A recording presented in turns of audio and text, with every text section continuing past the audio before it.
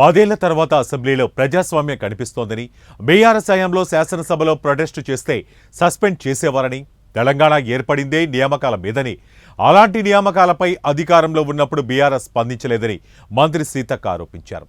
Assembly లాబీలో మంత్రి చిట్చాటుగా మాట్లాడారు. కాంగ్రెస్ అధికారం రాగానే 30,000 ఉద్యోగాలతో పాటు జాబ్ నోటిఫికేషన్లు ఇచ్చామన్నారు. అధికారం పోయాక బీఆర్ఎస్ నేతలకు నిరుద్యోగులు గుర్తుకు వచ్చి ప్రొటెస్టు చేయడం హాస్యాస్పదంగా ఉందన్నారు. 10 ఏళ్లుగా ఉద్యోగాల భర్తీని పట్టించుకొని గత బీఆర్ఎస్ ప్రభుత్వం జాబ్ క్యాలెండర్ కోసం డిమాండ్ చేయడం విడ్డూరమన్నారు. అసెంబ్లీ పోడియంలోకి వెళ్లినా, ప్లకార్డులు ప్రదర్శించినా గత ప్రభుత్వం సస్పెండ్ చేసేదని, కానీ కాంగ్రెస్ ప్రభుత్వం అలా చేయటం లేదని మంత్రి సీతక్క అన్నారు. గతంలో నిరసనలను అణగదొక్కిన బీఆర్ఎస్ ఇప్పుడు నిరసనకు దిగడం ఆశ్చర్యకరమన్నారు. బీఆర్ఎస్ నిరసనలతో రాష్ట్రంలో ఎంత ప్రజాస్వామ్యం ఉందో అర్థమవుతోందని, ఉద్యోగాల భర్తీలో ఉన్న చిక్కుముడులను విప్పి నియామకాలు చేపట్టామని చెప్పారు. త్వరలో జాబ్ క్యాలెండర్ విడుదల చేస్తామన్నారు ఆమె. తండాల్లో జీవన ప్రమాణాలు మెరుగయ్యేలా చర్యలు చేపడుతున్నామని, తండాలను రెవెన్యూ గ్రామాలుగా మార్చే అంశంపై చర్చిస్తున్నామన్నారు. 1936 నాటి రెవెన్యూ గ్రామాలే ఇంకా కొనసాగుతున్నాయని మంత్రి సీతక్క వ్యాఖ్యానించారు. కానీ దివ్యాంగులపై ఐఏఎస్ అధికారిని స్మితా సబర్వాల్ చేసిన వ్యాఖ్యలు సరికాదని, దివ్యాంగులను కించపరిచేలా ఉన్నాయని, దీని వెనక వేరే ఆలోచన కనిపిస్తోందని మంత్రి సీతక్క ఆగ్రహం వ్యక్తం చేశారు.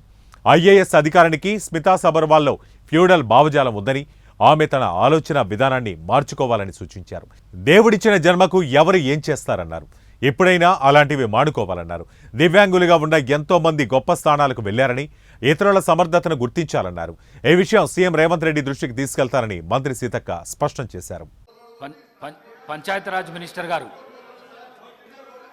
అధ్యక్ష, గత కొంతకాలంగా పెండింగ్లో ఉన్నటువంటి మల్టీపర్పస్ వర్కర్స్ యొక్క శాలరీస్ కోసం, అదేవిధంగా శానిటేషన్ కోసం 3,378,88 రూపాయలను రిలీజ్ చేయడం జరిగింది సార్.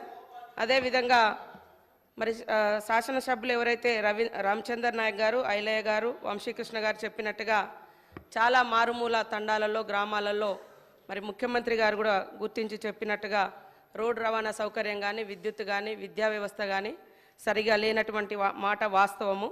వాటన్నింటిని కూడా మరి ఈ బడ్జెట్ ద్వారా పునరుద్ధరించుకొని మిగతా సమాజానికి సమానంగా జీవించే విధంగా జీవన ప్రమాణాలను మెరుగుపరుచుకొనుటకు విద్య కానీ, విద్యుత్ కానీ, రోడ్డు రవాణా వ్యవస్థ కానీ, మంచినీటి వ్యవస్థ కానీ, ఇండ్లు కానీ ఇవ్వాల్సినటువంటి అవసరం ఉంది సార్.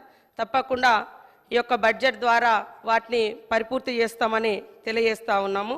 అదేవిధంగా రెవెన్యూ గ్రామాలుగా మార్చుటకు సంబంధించి కూడా సంబంధిత రెవెన్యూ శాఖతోటి మరి ప్రభుత్వం కూడా ఇన్వాల్వ్ కావాల్సిన అవసరం ఉంది సార్. ఎప్పుడో ల్యాండ్ సర్వే 1936లో ఎప్పుడో అయింది సార్.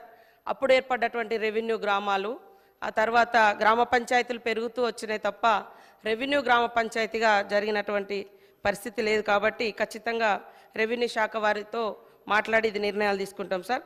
నూతన గ్రామ పంచాయతీల డిమాండ్ కూడా ఉంది. ప్రభుత్వం దృష్టికి తీసుకెళ్ళి మరి దీని విషయంలో కూడా నిర్ణయం తీసుకుంటామని తెలియజేస్తాం.